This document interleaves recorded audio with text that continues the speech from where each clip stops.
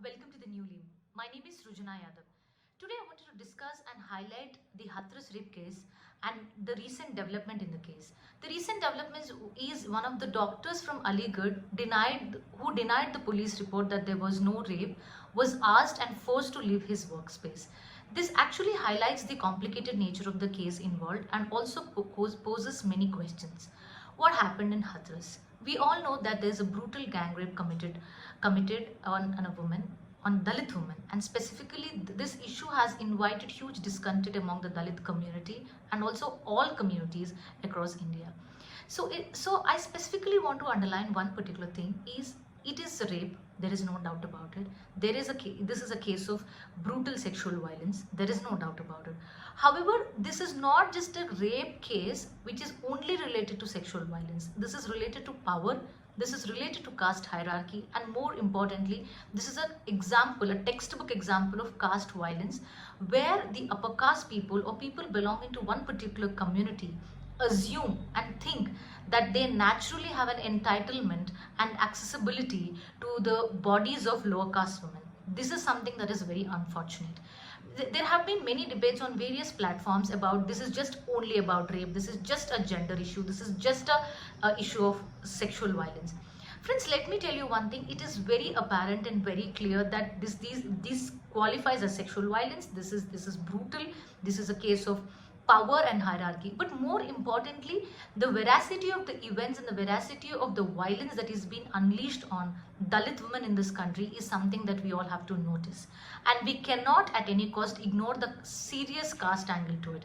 Because at the end of the day, to understand India and intricacies of India, one has to know the caste system in India. Caste system believes on subordination and superordination. It believes on principles of purity and pollution, where particular group of castes believe that the discrimination unleashed upon the lower caste and Dalits and Adivasis and minorities in this country is something natural and is something that is unquestionable. The impunity that they enjoy, the institutional impunity, the social, political, cultural impunity that these particular groups enjoy even after committing violence is something that is completely not acceptable.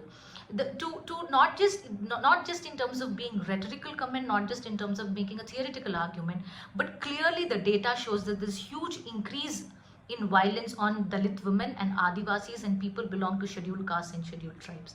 For example, the NCRB report clearly says crimes against women have increased by 7.3% from 2018 to 2019.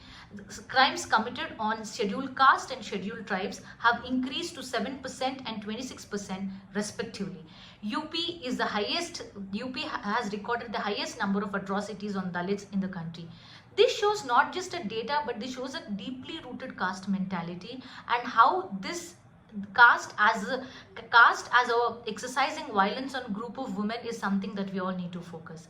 And now, how is this rape being used by certain groups to actually tell that this is not a matter of caste, this is not a matter of anything else but just only sexual violence? Like I said before, like I've already mentioned before, this is not only an issue of sexual violence, but this clearly shows the vulgar combination of power, hierarchy and the caste nexus that the upper caste or the oppressive caste in this country they exercise on women.